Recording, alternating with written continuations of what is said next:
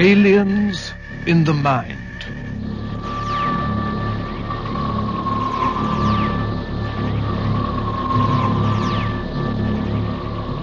Co-starring Vincent Price as Curtis Lark and Peter Cushing as John Cornelius.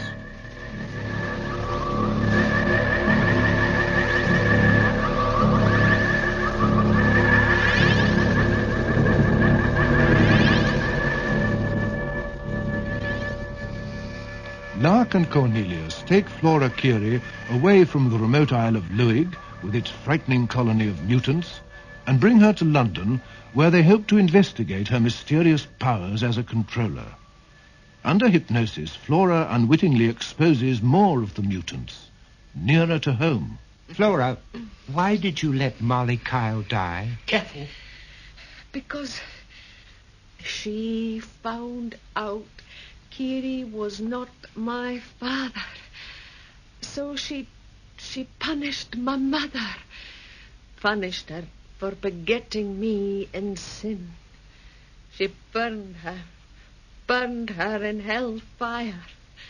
She told her her legs were paralyzed, and my mother thought she couldn't walk, and she just lay there screaming and screaming for help, and the flames came nearer and nearer, and then it was too late.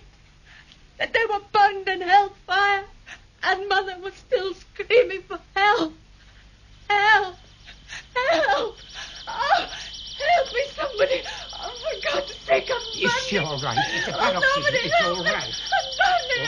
Hold her down. Hold her down. For God's sake, hold her down. Child, can't we stop her? It's all right, Flora. It's all right. There you are. What's that? What's going on? Hey! Here, what do you think you're doing? I say, look out! Look here! Oh! No, Tim. No. Keep still, Kalman. For God's sake, Curtis, are you just going to let him pick up the girl and walk out with her? But there's no way of stopping him. Where's he taking her? But didn't either of you recognize him? Recognize him? Why should we? It's Ian Sanderson. Well, who's he? He's an MP, the opposition spokesman on defence matters. Oh, my God. But I just don't understand it. I think I do. What was a subject for scientific research has suddenly become a question of national security. Part 4. Official Intercessions.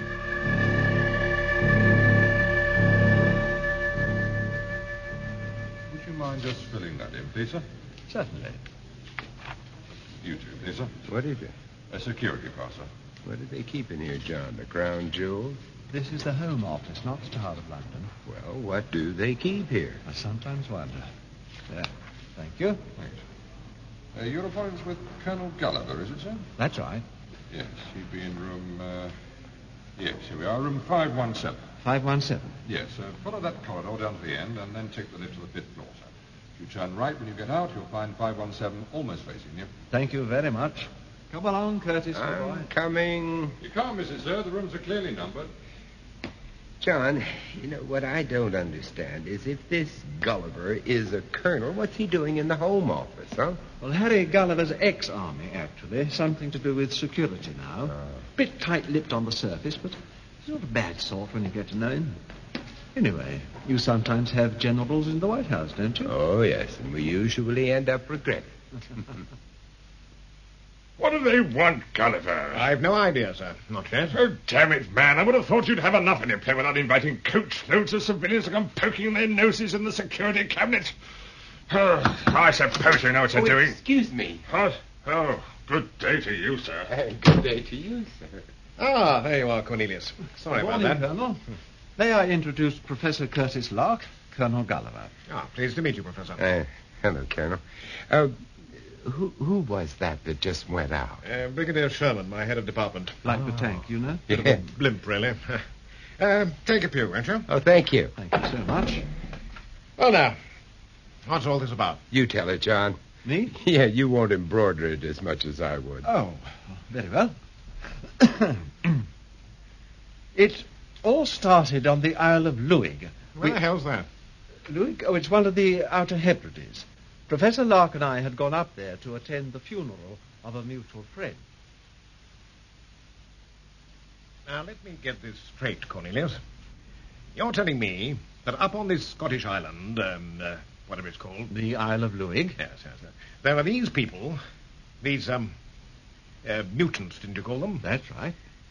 Who can be manipulated simply by having thoughts put into their heads by these, controllers. Without the mutants being aware of it. That's the point, Colonel. They have no recollection of having been manipulated in this way. And it's all done by telepathy. Almost certainly. Well, it all sounds a bit like science fiction, I must say. Telepathy and mutants and all that. I mean, it sounds more like, H.G. Wells? Who? Wasn't it Wells who wrote, "In the country of the blind, the one-eyed man is king"? Very clever. Yeah, well, you must admit it sounds rather unbelievable. Anyway, I really can't see why you should come to me with this fairy tale. We found one of these controllers, as we call them, a girl about 19 years old, called Flora Curie. And we managed to get her to London for various tests. Now, they might prove something or other. Uh-huh. Well, that sounds more promising. Indeed. But somebody walked off with her last night. Walked off? Yeah, stole, kidnapped. Abducted is the word, Curtis. Ah, thank you. Someone abducted her, Colonel. And have you informed the police of this abduction? That won't be necessary. We know who the man is and why he did it. And why did he do it? Because she told him to. She just put the thought in his head. Ah. You mean this fellow was one of these mutants? Is one of them, Colonel. He is also a member of Parliament. Is that meant to be some sort of joke, Cornelius? Oh, you haven't heard the payoff line yet. What does he mean, Cornelius? Why can't the damn fellow speak English? In my friend's vernacular, you ain't heard nothing yet. Come to the point, damn it. Our mutant MP is one of the opposition spokesmen on defense matters. Oh, no. Now do you see why we came to you with this fairy tale, Colonel? One way or another, I think we put that over rather well, John. You know, we'd make quite a good double act on the hall. Oh, saints preserve us. Personally, I felt we were hamming like mad. Don't we always? Speak for May I yourself. trouble you with your passes, gentlemen? Yes, of course, yeah. Okay, here you go. Thank you. Good day to you. Good day.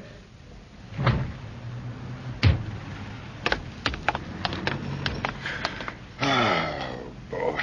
Fresh air at last. Yes, it was a bit stuffy in there. But I think old Gulliver got the message in the end. Yes, but will he do anything about it? I doubt it. He can't move openly against someone like Sanderson without definite proof. And we've no proof without Flora. No, that's the next step, isn't it? Yes, but what can we do? We can't just walk up and ask for her back. What? What did you just say? I said we can't just walk up to Sanderson and ask him to give Flora back to us. But that's exactly what we can do. In fact, it's the only way. It is? My dear Curtis, you really do have the most unerring nose for these things. Oh, I don't know. It's quite an ordinary nose, really. Chic, perhaps. Patrician, even. We'll soon alter that. Yes? John Cornelius. I telephoned earlier. Oh, yes, Mr. Cornelius, and this must be... Professor Curtis Lark. Indeed. Do come in. Mr. Sanderson is expecting you. Thank you. If you would care to wait here for a moment, I'll inform Mr. Sanderson of your arrival. Thank you. If you'd excuse me. A real old-world English butler. Isn't he just adorable? Down, Curtis, down. This way, if you please. Mr. Cornelius, Professor Lark, sir. Thank you, Gwent. Do come in, won't you? This is Professor Lark, sir, and I am John Cornelius. How do you do? Hello. Sit yourselves down, won't you? Thank you. so much. Oh, I know you both by name, of course, and in your case, Mr. Cornelius by reputation. But I can't pretend to understand the reason for this visit. I'll come straight to the point, Mr. Sanderson. We've just returned from the Isle of Luig. Luig? Oh, good heavens, I was born there. So we understand. Oh, it's such a beautiful place. Marvellous place to grow up in. It has many, many happy associations for me. Oh, you were saying about Luig? When we came back, we brought with us a young lady who showed all the classic symptoms of what could prove to be a brain tumour. We wanted to run a series of medical checks on her. She's been living in John's apartment just across the road until yesterday evening. When she disappeared? Yes. Her name is Flora Curie. Yes, I know. Oh, strange, isn't it? So many years later, not knowing what she was or where she was or what she looked like. And then suddenly waking, as from a dream, and finding she had come from nowhere to hold your hand and ask to be taken home for tea. And you suddenly realize that all her life she will just stay a child and never do anything but hold your hand and ask to be taken home for tea. I'm sorry, I don't quite follow. Oh, you've brought me hope, Mr. Cornelius. A small hope, but something that I can hang on to, that I can at least begin to understand. And for that I thank you. Both for myself and my daughter. Your what? Flora Curie is my daughter, Professor. My natural daughter. Holy mackerel. Never profane the mackerel, my dear Curtis. It is the most underrated fish.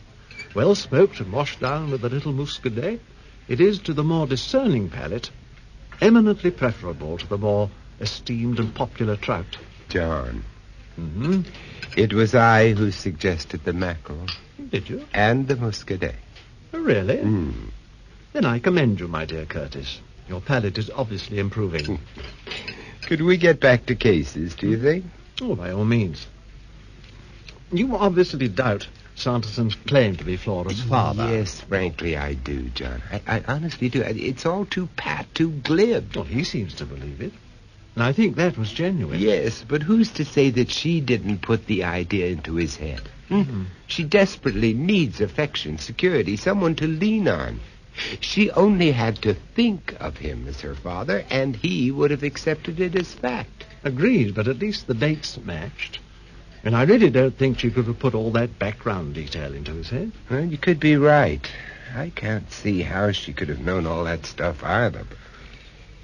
No. I'm sure all she knew was that her mother was murdered for... What did she call it?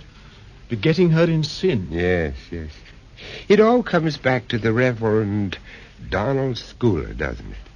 That man's got an awful lot to answer for. And since the Reverend Schooler is the only person able to verify Sanderson's story, we have no option but to accept it at face value, at least for the moment. Well, does that mean we have to leave Flora in Sanderson's care? I really don't see what else we can do. She'll be well looked after, and we have complete access to her. Besides... Besides what? Well, what will we do with Flora when we've finished all our tests and checks? Send her back to Louis? Into the Reverend Schooler's tender clutches over my dead body. Quite right. Sanderson's claim to be her father could suit us very well. Very well indeed. Could it, John? Or could it be risking Flora's life? Curtis, melodrama does not become you. It sits badly on your accent. Look, now, honestly, seriously, there must be a controller behind Sanderson. It doesn't necessarily follow just because Sanderson is a mutant. No, but it's possible, and you know it. I mean, otherwise, you would never have suggested going to someone like Gulliver. All right, Curtis. Point taken. Good.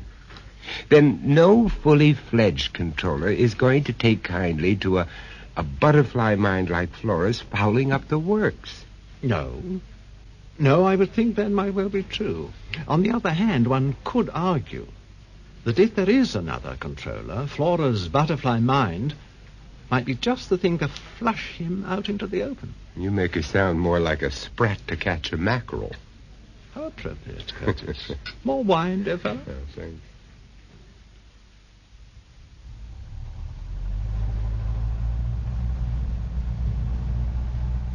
Well, John, once we get back to the flat, what's our next step going to be, To amuse Flora. Poor Sanderson seems most anxious for us to maintain our professional interest in the girl. Yeah. And we certainly want to keep her under observation. Absolutely. So it might be a nice gesture if you were to invite Flora to do a little sightseeing. Me? Why me? Or why not?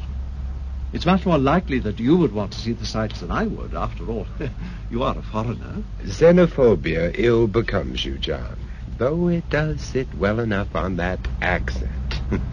I thought the changing of the guard might be appropriate. Buckingham Palace? No, Horse Guards Parade. Then I thought we might perhaps pop in for morning coffee with Colonel Gulliver. His office is quite close by. And here I was thinking Machiavelli was dead.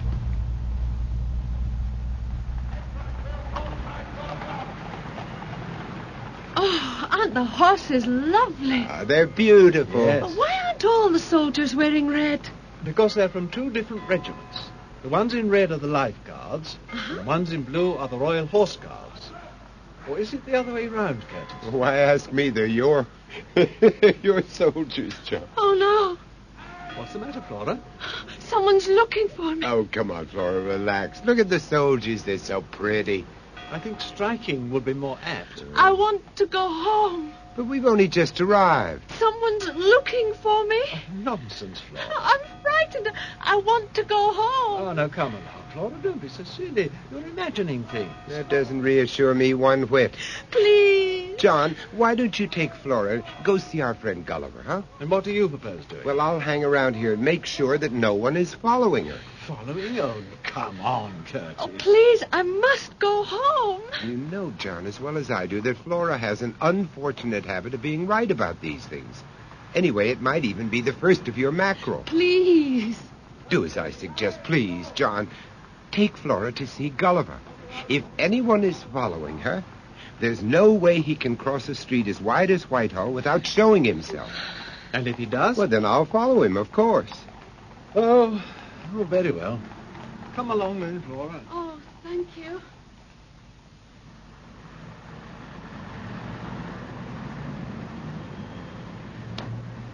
There's no one following us yet. He's still looking for me. Well, I wish he'd show himself if he's going to. Oh, so do I. I wish he'd show himself. I wish he'd show himself. Oh, I'm frightened. There, Flora. There's nothing to be frightened of. You're quite safe enough with me, I promise you. Oh, there he is! Look out! Ow! Oh, poor devil.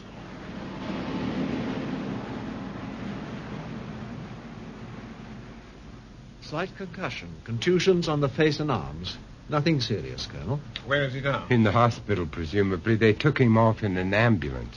And you think he was following you? Following Flora, Colonel. I'm sure of it. He was looking for me. He was the one. Well, he wasn't one of my men. His name was McBinney. How do you know that? Well, we checked his identity before they put him in the ambulance. Well, I don't have anyone of that name on my staff. The police on the Isle of Luig have a sergeant by that name. This wasn't the same man, though. No, but... There's lots of McBinneys on Luig. Miss Curie, is there any reason at all, why anyone from Luig should be looking for you? To take me back. Flora, listen to me. Did you want that man, McBinney, did you want him to cross the road? I wanted him to show himself. I didn't mean to hurt him. I wanted him to show himself. It's all right, Flora. Really it is. There. You said you wanted him to show himself. Well, so I concentrated and willed him to. I didn't know he'd get hurt. Stop this silly charade. I don't believe a word of it. It's all some damn fool prank. I'm surprised at you, Cornelius, a man in your position. And you, young lady. I don't know what you hope to gain from all this nonsense. I want to go home. Yeah, I'm sure you do, but you're not going. Take me home. You're not going anywhere till we've got to the bottom of this tissue of ludicrous lies. Take me home. Sit down. Steady on, Colonel. There's no need to adopt that tone. I shall adopt whatever damn tone I please. Take me home. And you can stop that sniffling. Oh, come on now, Flora. Be a good girl and keep quiet. Take me home. I want to go away from here. Yes, I know, Flora. Just leave it to old Uncle Cornelius, eh? He's going to talk our way out of this, aren't you? Am I? Well, you've certainly got some explaining to do. Take me home. Brigadier Sherman. What can I do for you, sir? Home. But, sir... Forget it, Colonel. There's nothing you can do but watch. We can go home. We can go home. Please. We can go home. We can go home. We can go home. Where's he taking her? Home, by the sound of it. We'd better go after them. You go, John. You might be able to sweet-talk her into switching off. And you? I'd better stay here. I've got some explaining to do. Do your best. Okay. Would you mind filling me in? What exactly is going on round here? Well, to put it simply, Flora's been sending out telepathic distress signals. And your gallant brigadier answered them. You mean I do. And it couldn't happen to a nicer man. the brigadier's the head of the department? Well, in that case, Colonel, the department's got... You should have seen poor Gulliver's face, John. It was a picture, an absolute picture. So was Sherman's. He was halfway down the corridor when I caught up with him. He couldn't understand what he was doing there. He was terribly concerned about himself. Anyway, it's an ill wind. Is this our street? Yes, your father's house is just down there on the left. Oh, where the ambulances? Ambulance? She's right. There is an ambulance. And the police. Stop here, driver. Very good, sir. Now, Flora, you stay with Uncle Cornelius, and I'll just go and see what's going on, huh? All right. Stand back there, please. Come on, move along if you would. There's nothing more to see. What happened, officer? And that's what we're trying to find out, sir. But why the ambulance? Because someone went and got themselves shot, didn't they? Now, come along now. It's all over. But who, officer? Who's been shot? They're bringing him out now, sir. Let us know if he's a friend of yours, won't you? Now, come along now. Stand back, if you please. Let the man breathe a little. Oh, my God. It's Gwent. Gwent? Who's he? Saunderson's butler. What? Well, now you understand why I was hustling you and Flora away from there. Yes. Well, I couldn't say much in front of her. No, of course. It could have set the whole Clockwork Orange ticking all over again. My word, yes. It's a rum business, this. You can say that again. Well, cheers. Cheers. Where's Flora now? Staring out of her bedroom window, waiting for her father, for Sanderson to come back. Well, it shouldn't be long now. Apparently he went down to the police station to make a formal statement. Those things can drag on for hours. Wonder if Gulliver's heard the news. Does the left hand ever knoweth what the right hand doeth? No, it doesn't. That's the British definition of security. I'd better go and phone him. You do just that. Oh, hello, Flora. Hello, Uncle Cornelius. Go on in. I'll be with you in a second. Just have to make a phone call. Hello, Flora. Hello, Professor. Your daddy not back yet, huh? He came back just now. Oh, good. That'll make you happy. Yes, he came in a big car. There were 2 other men with him. Oh? Yes, there were 2. Well, they were just policemen, probably. Policemen? Only to look after him. Your daddy's a very important man, you know. Oh, yes. Anyway, let's go tell Mr. Cornelius the good news, huh? And then we'll take you home. I'd be most grateful if you After would you. tell him that. Bye. Well? He wasn't there. Well, Saunderson's just got back. Oh, Dan. Well, I thought I'd just walk her across. Huh? Righto. John Cornelius? Ian Sanderson speaking. Is Flora with you? Oh, yes, she is. Hold on, Curtis. She was just about to leave. Well, I'd rather she didn't. Not just at the moment. The place is in a bit of a shambles. Yes, I imagined it would be. I don't want her to see it like this. It might upset her. I can understand that. Don't concern yourself about her. Perhaps you'll let us know when you'd like her to come back. Yes, I will. Thank you. Not at all. By the way, Yes? there are 2 men on their way over to you now. Policemen. Oh? They want to talk to Flora about the business here this afternoon. Someone broke into my flat, damn near killed my butler. Yes, so I heard, but Flora knows nothing about it. She was with us all the afternoon. Yes, I told them that, but they insist.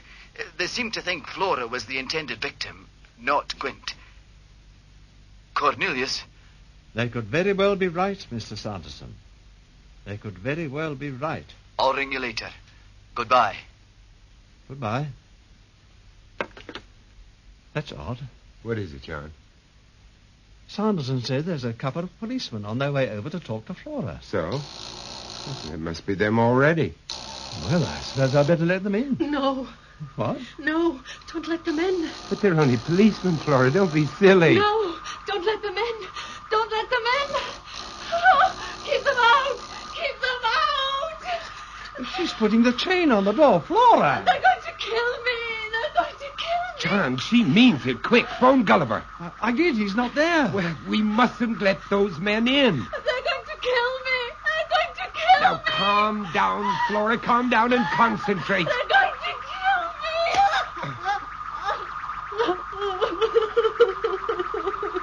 Now, listen to me, Flora. They can't kill you if you want them to go away. Now, will them to go away. I can't. Make them go away, Flora. I can't. Oh, come on. You can do it if you want to. I can't. I can't. I won't go. Flora, try. I am trying. Come on, Flora. It's not working. Come on. It's not working. They're going to kill me. Ow! Get down, Flora. Get down. Now, keep down, Flora. Don't move. Flora, are you all right? Flora. What? Flora's dead. I can't believe it. Such a waste. Yes, John. But now you have to believe that there is another controller. Right here. In London.